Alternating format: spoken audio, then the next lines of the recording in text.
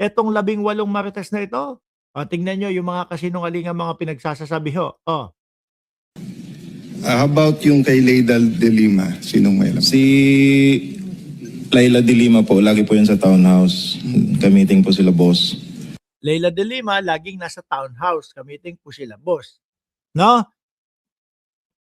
Tandaan niyo po yung sinabi ha. Leila de Lima po, lagi pong nasa townhouse yan, kamiting sila, boss. Then, pagkatapos po niyan, ganun din po, may dala-dala na rin po yan. Kuha niyan, Your Honor, Quadcom hearing.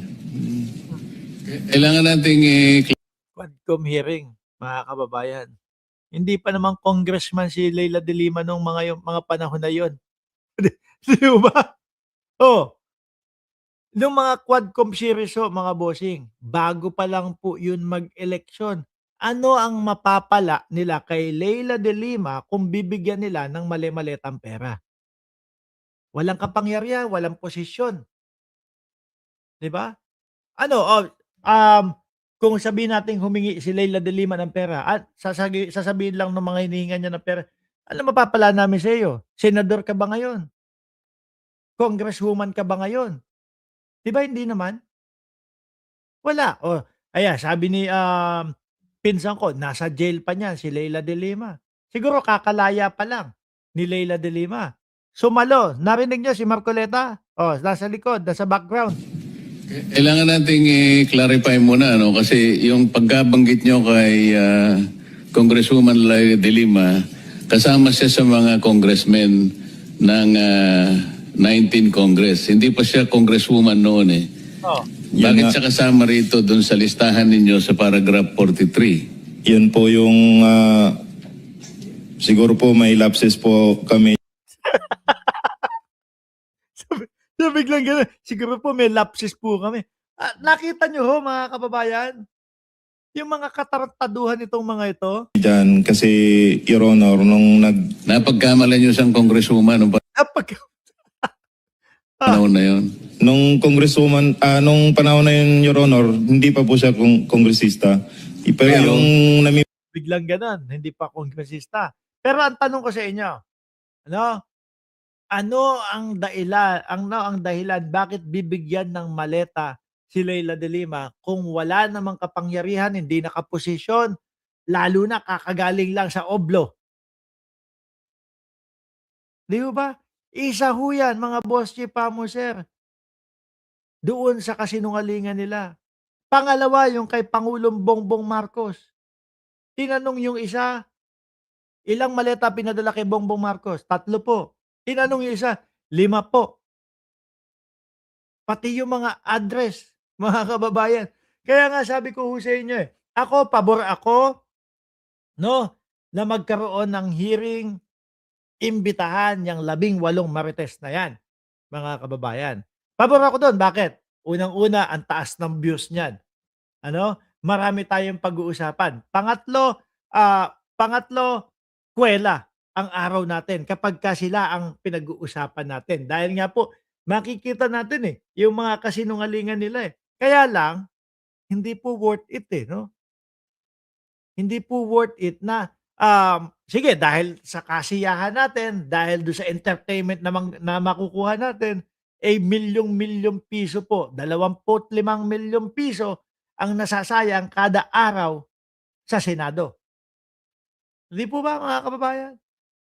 Pero dahil nga ganyan na, ang dami na nilang pinangalanan, Terry Ridon, JJ Suarez, sino pa? Si Paduano, pati si Paduano pinangalanan na din nila na may maleta daw po.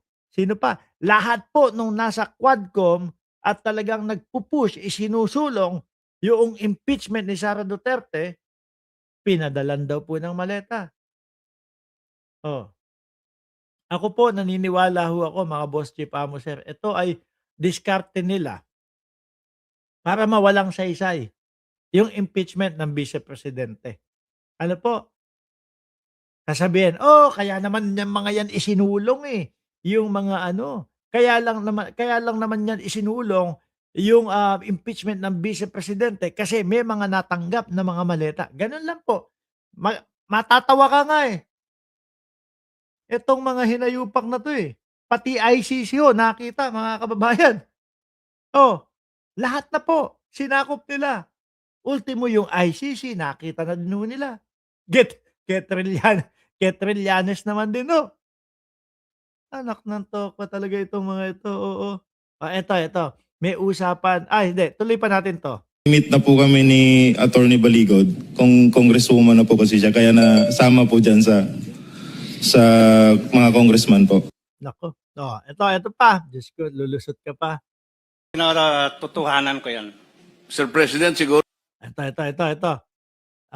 Usapan ni Marcoleta at itong si Calvo, pinatutunayan nyo na naganap yung pagde-deliver sa 2 araw, December 2 and December 5. Correct po, Your Honor. Your Honor. Pinatotohanan Ano, ko yan. Sir President, siguro dapat makuha rin natin ang CCTV ng security agency na namamahala sa lugar na yon, sakop ng 30 Tamarin Street. Sa sabi ni Ping Laksamana, Sir Mark, may maleta ka din Ay malamang ako. Kapagka siguro kung sikat-sikat ako na vlogger, malamang sasabihin, yan, pati yan si Mark Ramos, may maleta din yan. Lahat ng kumakalaban sa kanila, may maleta. Park yata yan.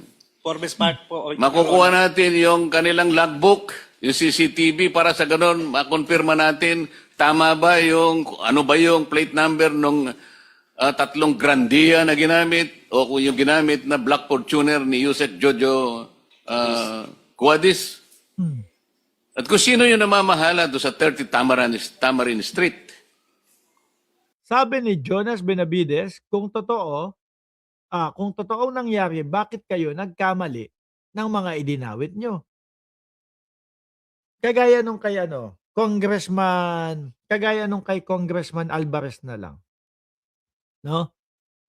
Una, inaalok siya na sabihin, na i-endorso yung impeachment na galing daw po kay Mike Defensor para ipa-impeach ang Presidente Marcos. Tumanggi daw siya dahil pagkakapal-kapal nga, hindi pa niya nababasa, tinatanong na siya kung i-endorse niya. Di po ba mga kababayan? So nung sinabi niya na no, hindi i-endorse, ayun po, kasama na yung pangalan niya doon sa maleta. So ibig sabihin lang mga kababayan, lahat ng ayaw at hindi sumasang-ayon doon sa kanilang naratibo, idadamay namin kayo sa maleta. Ganyan ang style po nila mga bossing. Your Honor, madagdag ko lang. Pag pumapasok po ako doon is Nelson Go ang binabanggit ng gwardiya. Pag pumapasok ka doon, Nelson Go. So ibang pangalan yon. Ano po? Nelson Go. Nelson Go. Yung Nelson Go, yun po yung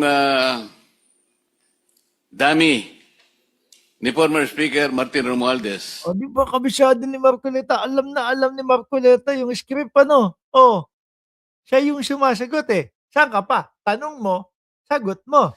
Pero ang may-ari po dyan, ang bumili daw po ay Golden Peasant. At kinakailangan din po sa isang pagdinig natin ay tawagan din si Attorney Jose Raulito E. Paras. Sagutin mo At na. ang pagkakasabi po sa amin, Tanong ko, sagot ko. Hindi mo pa sabihin mo na sa amin na kasama ka sa nakakaalam ng script diyan. siya pa yung nagbigay ng $2 million kay former Speaker Martin Romualdez para i-donate sa Harvard University. Ayun, $2 million para i-donate sa Harvard University. Gusto niya, idikit niya na yung ICC. Sabi mo na. So kailangan pong malaman po nating lahat ito kung tunay ito. Ang natatawa ko dito sa mga marites, sa 18 marites po. Lahat nung kagaya niyo yung mga ICC, alam nila alam mo nila mga boss chief, parang yung tipo bang, eto, ICC, isama na natin to doon sa mga maleta. Baka po pag si Elon Musk, kilala niyo po si Elon Musk, mga kababayan? Yung yung pinaka-founder ng Tesla. founder ng SpaceX. Baka pag yan, si Elon Musk nagsabi, nako, maglalagay kami ng pagkarami-rami ng mga Starlink sa Pilipinas kasi napakagaling ng presidente doon sa Pilipinas. Malamang sasabihin ng mga DDS niyan. Nako po, si Elon Musk nakatanggap din ng maleta yan eh.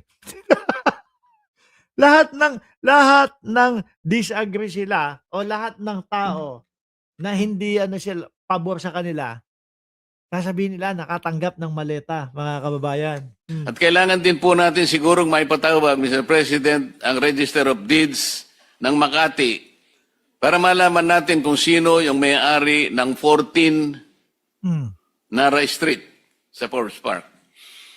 Sino po ang nag-deliver sa 14 Nara Street sa Forbes Park? Oh. 1, 2, 3, 4, 5, 6, 7, 8, 9. So siya po ang nagdi-deliver Aha. diyan sa lugar na yan. Paano po nyo na Ayun. Tanong niya, sagot niya din ho, mga bossing.